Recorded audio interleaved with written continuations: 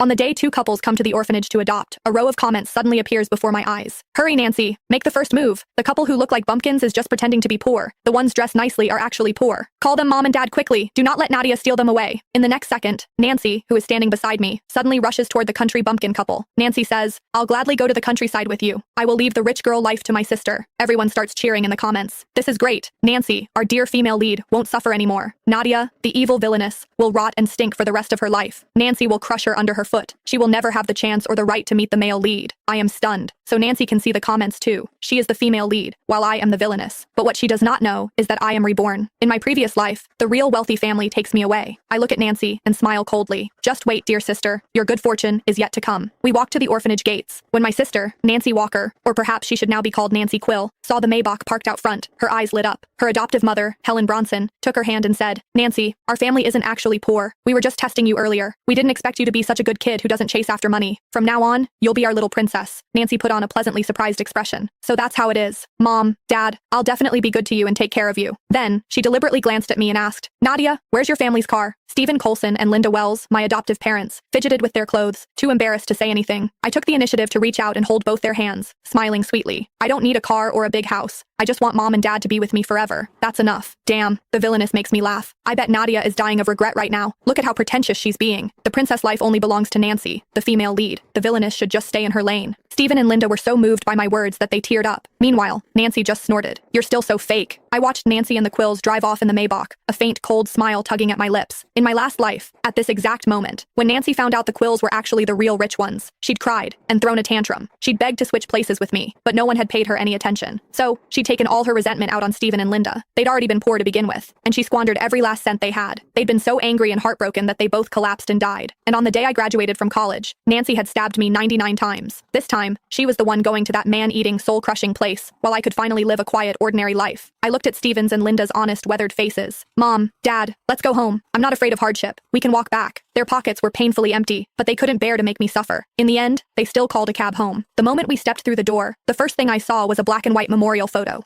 Stephen and Linda immediately stepped in front of me to shield my view, gently comforting me. Nadia, don't be scared. This is your older brother. He passed away many years ago. I smiled and shook my head. I'm not scared. I knew they'd lost their son in middle age and had only then decided to adopt a daughter. They patted my head, deeply moved. You're a wonderful child. Don't worry. Even if we're poor, we'll never let you go without. She'll never make anything of herself. Not when she's living in a dump like this. Nancy's bedroom and bathroom are both bigger than this whole crappy rental. The gap between them is insane. I took the place in with one sweeping glance. It was just a rundown rental apartment, but compared to the cold, beautiful prison that was the Quill residence, this place felt much cozier. At dinner, Stephen and Linda kept piling meat onto my plate.